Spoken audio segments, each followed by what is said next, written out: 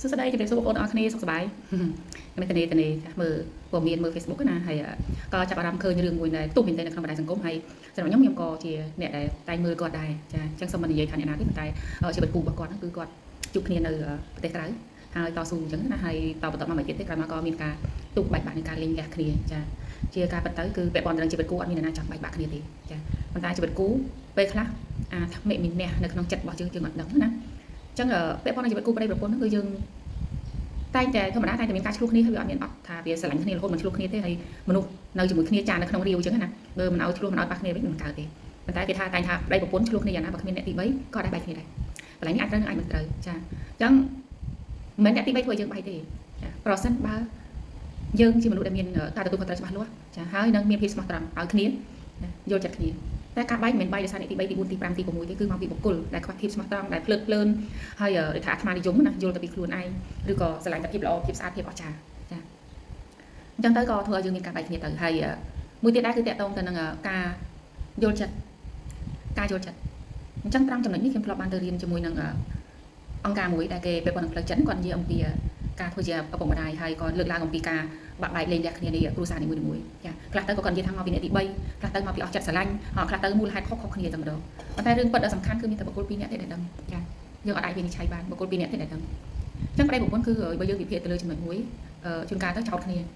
ចោទប្តីមិនយល់ចិត្តចោទប្រពន្ធមានអ្នកថ្មីខ្លះទៅក៏ចោទថាដោយសារប្តីរកអត់បានប្តីចំណូលតិចក៏មានការបែកបាក់គ្នាទៅតែធៀបពិតទាំងអស់មកយើងសរុបមកវិញរឿងមួយគឺការយោគយល់គ្នាចាការយល់ចិត្តគ្នាគេថារួមសុខនិងរួមទុក្ខរូបប្តីប្រពន្ធខ្លះគាត់រួមតែសុខទេនៅពេលដែលមានទុក្ខគឺគាត់រុញច្រានទំនួលគាត់ត្រូវនឹងចោលគឺគាត់ចាក់ចេញអញ្ចឹងក៏រួមតែសុខទេអញ្ចឹងរួមទុក្ខគឺយើងតែជួយយល់គ្នាយល់ពីការលំបាកគ្នាយល់យោងគ្នាចាហើយសំខាន់មួយទៀតគឺភាគច្រើនមិនមែននោះស្រីឬក៏ប្រពន្ធល្អភាគច្រើនគឺប្តីខាងប្តីពេលខ្លះប្រជាជនខ្មែរយើងគាត់មានទម្លាប់មួយគឺប្តីជាមេគ្រួសារបុរសពីដើមឡើយបុរសគឺមានអំណាចនៅក្នុងគ្រួសារអញ្ចឹងប្តីក៏តែមានអំណាចទៅលើភរិយាប៉ុន្តែសម័យកាលមុនគឺបានដោយសារតែគាត់ចេញទៅរលុយគាត់ចេញធ្វើការខាងក្រៅហើយប្រពន្ធគាត់នៅផ្ទះហើយមួយទៀតគឺវប្បធម៌គេផ្ដល់តម្លៃឲ្យបុរសប៉ុន្តែបច្ចុប្បន្ននេះគឺអត់ទេគឺតម្លៃស្មើភាពរវាងប្តីនិងប្រពន្ធចាអញ្ចឹងទោះតែប្រពន្ធនៅផ្ទះក៏ដូចគ្នាដែរការងារផ្ទះក៏សំខាន់ចាក៏មានតម្លៃក៏រវល់បើមិនយើងជួលគេធ្វើក៏វាមិនបានដូចចិត្តយើងចាក៏វាមិនមានសុវត្ថិភាពដូចដែលយើងបែងចែកគ្នាធ្វើមួយគ្រប់គ្រងផ្ទះមួយធ្វើរលុយចាហ្នឹងវប្បធម៌នៃគ្រួសារខ្លះគឺគាត់ចេញទៅរលុយដូចគ្នាគាត់ចេញទៅរកចំណូលដូចគ្នាប៉ុន្តែបុរសនៅតែកាន់អំណាចថាជាប្តីចារឿងបាយទឹកផ្ទះសម្បែងចក្រានចានឆ្នាំងញោមញីកប៉ិកប៉ុកក្នុងផ្ទះគឺជាតួនាទីរបស់ប្រពន្ធបើទោះបីជាប្រពន្ធហ្នឹងគាត់ចេញទៅរកស៊ីចេញទៅរកប្រាក់ចំណូលដូចគ្នាចាប្រពន្ធទៅធ្វើការបើមានកូនគឺស្ពីកូនយកទៅចាស្ពីកូនមើលកូនបាយទឹកម្ហូបអាហារកូនហើយប្តីគាត់អត់ជួយទេតែចំណុចហ្នឹងឯងគឺជាចំណុចដែលថាមើលទៅវាអត់មានតម្លៃការងារអស់ហ្នឹងវាកញ្ចក់ទេប៉ុន្តែវាសន្សំវាប្រៀបដូចជាស្លឹកឈើដែលយើងរើសម្ដងមកស្លឹកយកទៅដាក់នៅក្នុងធុងសម្រាមដាក់យូរទៅវាពេញចានៅពេលដែលវាពេញដាក់លេងចូលគឺចាប់បាត់ផ្ទុះរឿងឆ្លោះគ្នាបែកបាក់គ្នាចាដូចស្អីអាទឹកចិត្តប្រចាំថ្ងៃហ្នឹងវាធ្វើឲ្យសាបរលាមនៃក្តីស្រឡាញ់សាបទៅតែមនុស្សក៏អត់ចូលទេមនុស្សប្តីចំនួនក៏អត់ចូលទេចាគិតថាហ្នឹងមិនសំខាន់ទេជួបចោលប្រពន្ធថាមើល Facebook ច្រើនពេកចង់តាម Facebook ចង់តាមអីមិនទេអញ្ចឹងគាត់ស្រឡឹងតែដៃគូម្ខាងហើយគាត់បានឆ្លោះប្រចាំមើលខ្លួនឯងថាក្នុងនាមខ្លួនឯងជាប្តីជាប្រពន្ធជាដៃគូជីវិតនេះតើជួយគ្នាបានប្រហែលយល់ពីគ្នាបានប្រហែលចាព្រោះអ្នកខ្លះដៃគូខ្លះនៅពេលដែលដៃគូម្ខាងគាត់ព្យាយាមយល់ព្យាយាមកឹបគុណព្យាយាមធ្វើល្អគាត់បែរជាអាង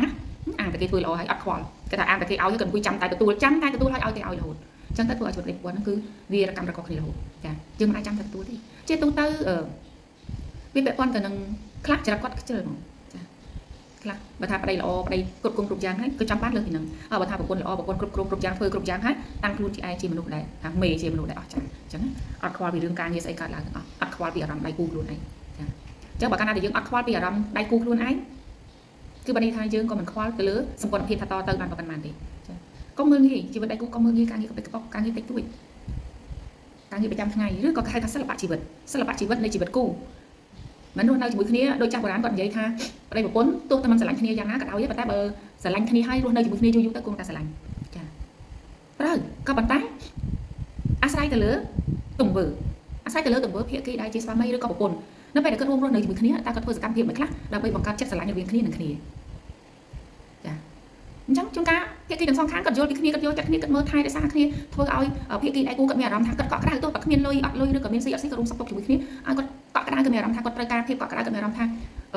ាជាទីបងឯកចាជាទីពំនាក់អាស្រ័យឲ្យគាត់ចាវាមិនអាចរឿងលុយប្តីប្រពន្ធពេលខ្លះគឺលុយវាសំខាន់ប៉ុន្តែពេលខ្លះរឿងអារម្មណ៍តែបើរស់នៅជាមួយគ្នាអត់មានភាពកក់ក្ដៅផងសាបទៅ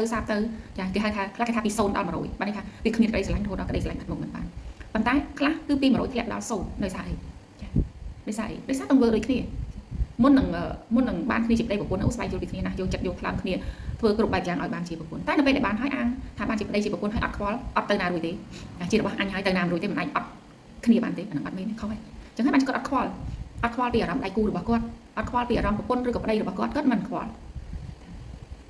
បើថាភាគីម្ខាងគេល្អហើយគាត់កាន់តែលេងខ្វល់រឿងអ្វីទាំងអស់រុញច្រានឲ្យម្ខាងទាំងអស់អាត្រង់ហ្នឹងហើយដែលគេហៅថាសាបទៅណាយើងជាប្តីឬក៏ជាប្រពន្ធយើងត្រូវតែចេះស្វែងយល់អំពីសិល្បៈនៃជីវិតពីព្រោះមនុស្សសម័យបច្ចុប្បន្នជាមនុស្សសម័យថ្មីសម័យពីដើមវាមានចំណងពីរទី1គឺគាត់យល់គ្នាប៉ុន្តែទី2គាត់អត់ចង់មានឈ្មោះរឿងពោះម៉ាយឬមិនម៉ាយអត់ចង់មានឈ្មោះថាគ្រួសារលេងលះគ្នាគឺគាត់សុខចិត្តទ្រាំហៅថាទ្រាំលេបទឹកភ្នែកទ្រាំត្រាំទឹកភ្នែកទ្រាំទុកណាប៉ុន្តែមនុស្សសម័យឥឡូវអត់មានទ្រាំត្រាំទុកជាមួយអ្នកណាទេចាបើមនុស្សស្រីដូចគ្នាដែរបើសិនជាគាត់យល់ឃើញថាគាត់រស់នៅជាមួយដៃគូជីវិតរបស់គាត់ហើយអត់មានភាពកក់ក្ដៅក្តីស្រឡាញ់សាប់ទៅទង្វើសាំតប៉ែតដែរមើលទៅគាត់មានអារម្មណ៍ថាវាអត់ភាពកក់ក្ដៅវាឃើញមុខមិននឿយឃើញមុខនឿយហត់ចិត្តឃើញមុខនឿយហត់អារម្មណ៍គាត់នៅទេបើមានគូហើយនឿយហត់អារម្មណ៍ដែរគាត់អត់នៅទេ